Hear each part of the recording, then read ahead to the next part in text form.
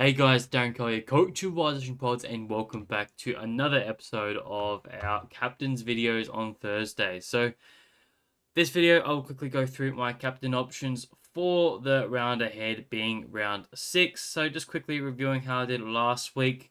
Again, probably a little lackluster, particularly in the mid the 2 to 4 range, just all going below 100. A little bit disappointing there, particularly from Tom DeConing, who I did captain last week. So a 75 is definitely underwhelming when there was a lot of better options out there. So hoping for a big bounce back week this week. So fingers crossed that all goes well. 124 for the week and sitting at 113 for the season. But moving into who I'm selecting this week, I think there's a lot of great options and a lot of common names that a lot of people have at the moment. So at number one, it's hard to go past the most expensive man in the competition, and that is Zach Merritt. He is ever reliable as he always is every single year. Good matchup against the West Coast Eagles. You know, it's not hard to figure out why he's such a great option against them. I'll read out a couple of the numbers that have scored against them so far this year. So Andy Brayshaw at 110, Lockie Neal at 117, Noah Anderson went 117, Tom Green 121. And then you had Sam Walsh, who went 126, and George Hewitt went 126, 21 as well. So a lot of 120s in that group. So I'd say a Merritt should easily hit a 120 in this matchup quite comfortably. The only concern would be if, Essendon are way up sort of at 3/4 time. There's a potential that they just may rest him at some point. But I don't think that's too much of a risk with him. He's still quite young and very fit, obviously. More than likely, he would just spend a bit more time forward and just rest up there, in which is still a very capable scorer in that forward line. So I have no concerns with Zach Merritt. He is just such a reliable player, as he always. And honestly, captains is kind of redundant when you've got Zach Merritt flying in form, playing that midfield role where he's not going to get much attention at all. So you can easily just chuck it on him if you have him. I know 13% of the competition have him now, so yeah, he's a great option. At my number 2, it's no surprise, the man of the hour from last week is Andy Brayshaw, and arguably has a better matchup this week than he did last week against Richmond, so he should continue his fine form.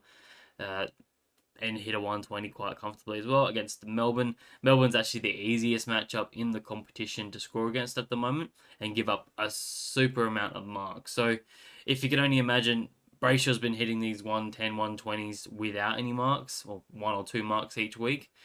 Against Melbourne, he should at least get 3. It may be a bit of a spicy take, but he may actually get a few marks in this game. So he could easily hit a 130 and having a bit of a ceiling score there. So if you have him, it would be worthwhile chucking the C on him.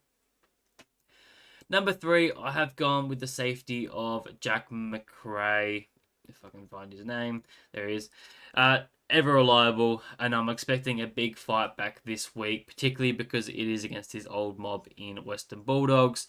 I don't think Bevo is going to do anything about him because, Bevo never respected him at the Western Bulldogs, so why would he ever respect him at another club now? So I'm expecting a big bounce back week from him. Hopefully he can go back to a 110 pretty safe captain ways. So I'm really looking at that as my C option later this weekend. Does play the second last game of the round. So yeah, pretty late on the piece. Western Bulldogs have been giving up a fair few amount of points so far this season. Tom Powell 121 in round 1. Nick Dacos went 136 against them. George Hewitt 116. Caleb Sarong 120.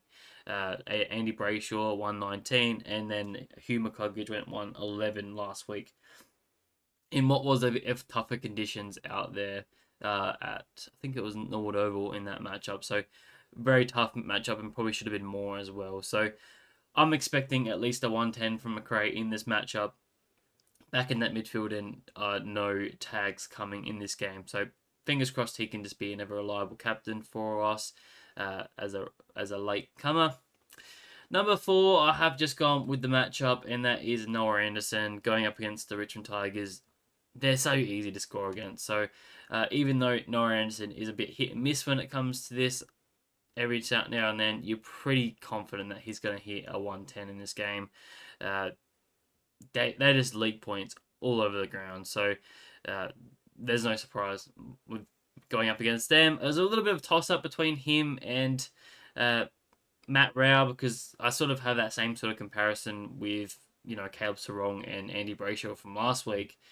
Andy Brayshaw sort of got it done, but Caleb Sarong didn't, and I sort of have that comparison with Noah Anderson and Matt Rao, just because Matt Rao is sort of the one that does a lot of the tackling, same with Brayshaw, and Noah Anderson's more of that extractor in the midfield, in and under, getting it out. So, but I think Noah Anderson spreads quite well and gets a lot more marks, so I think he'll get that done on that game. And if you have him, he is still a great option if you want him. It will go well. At number 5, I have gone with the popular man that everyone is bringing in, and that is Nick Dacos. Up against Brisbane Lions tonight, Thursday night, under the lights.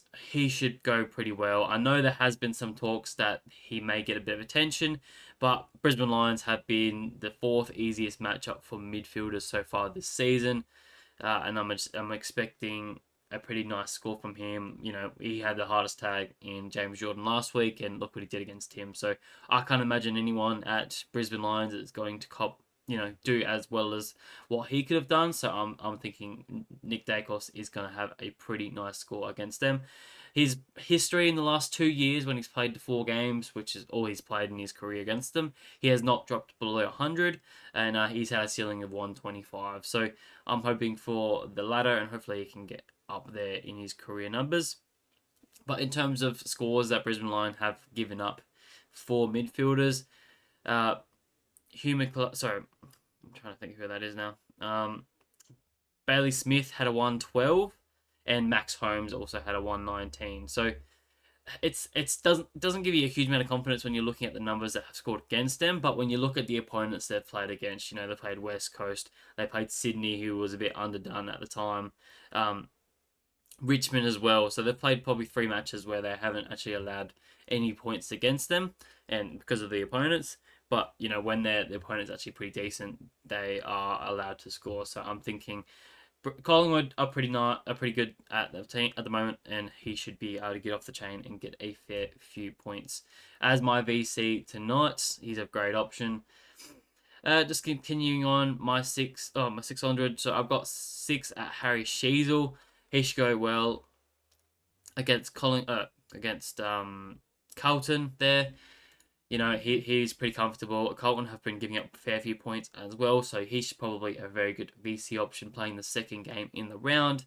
If you want to do that, he's always he's a fantasy gun, playing a lot more midfield at the moment as well, floating back. Be interesting to see how he goes if George Wardlaw comes back. So maybe that's why I've got him a little bit further down. But at Marvel Stadium, under the roof, we know what Harry Sheezel can do. He should be pretty comfortable as a 100 player at minimum.